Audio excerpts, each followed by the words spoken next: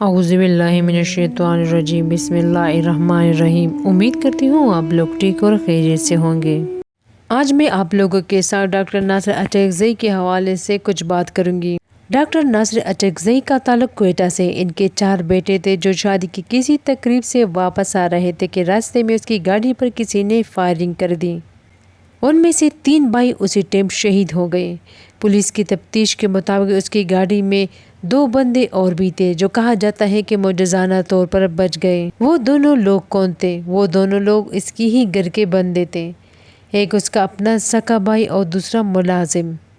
कातिल अपना सका भाई ही निकला जिसने इतनी सी छोटी सी उम्र में भी अपने दिल में इतनी नफ़रत पैदा की थी अपने भाइयों के लिए। इतने जहर भरा हुआ था इसके दिल में अपने भाइयों के लिए। कोई भाई इतना जालिम भी हो सकता है, कोई भाई इतना जालिम भी हो सकता है कि इतनी सी उम्र में अपने मासूम छोटे से भाई को भी इसने नहीं बख्शा, उसको भी मार डाला। उस छोटे भाई को भी इसने मार डाला।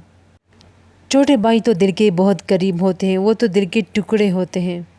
जालिम, तुमने अपने बाप को जीते जी मार डाला, जीते जी तुमने अपने बाप को मार डाला। मुलजिम की अपनी उम्र भी 14 साल थी।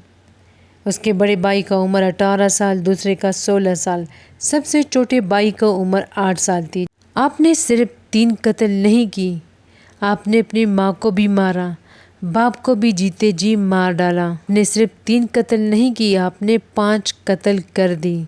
इस पूरी वीडियो का मकसद ये है कि अपने बच्चों पर नज़र रखें, किसके साथ उठते हैं बैठते हैं, क्या करता है क्या नहीं करते। अपने बच्चों को अपनी कंट्रोल में करें ताकि इस तरह के वाक़यात सामने ना आए। अपने बच्चों को टाइम दिया करें, नफ़रत पैदा मत करें, नशे से दूर रखिए, उन दोस्तों से दूर रखिए जो उनको बुराई की तरफ ले जाते हैं। एक कातिल कभी सुकून की ज़िंदगी नहीं जी सकते। जाके इसके माँ को देखे, क्या वो और जी सकेगी? इसके बाप को देखे, क्या वो दोबारा उठ सकेंगे? नहीं। इसने जीते जी अपने बाप को मार डाला। एक मोमिन का कत्ल पूरी दुनिया की तबाही से बड़ा गुनाह है।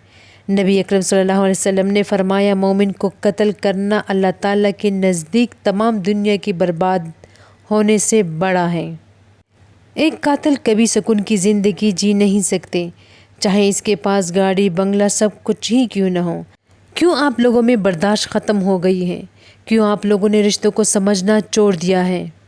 आखिर आप लोगों को हुआ क्या है? क्यों बेड़ियों की तरह हर किसी पर हमला करते हो? छोड़ दो ये सब कुछ, इंसान बन जाओ।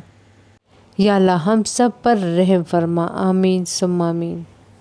जिन दोस्तों ने अभी तक मेरे चैनल को सब्सक्राइब नहीं की, उन दोस्तों से गुजारिश है मेरे चैनल को ज़रूर सब्सक्राइब करें ताकि आपको आने वाली वीडियो आसानी से मिल सके। शुक्रिया।